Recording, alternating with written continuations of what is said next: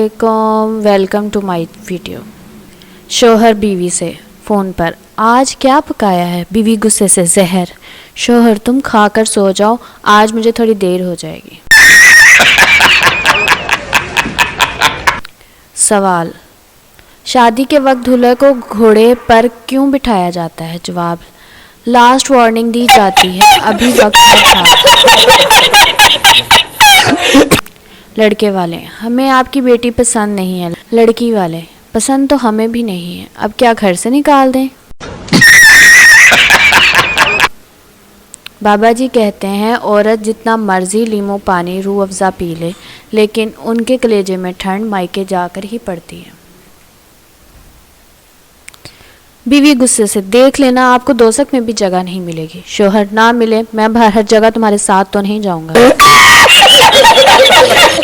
अगर आपको हमारी वीडियो पसंद आई है तो हमारे चैनल को सब्सक्राइब करें, हमारी वीडियो को लाइक और शेयर करना मत भूलिएगा, और हमारे अपनी राय को कमेंट में ज़रूर बताइएगा।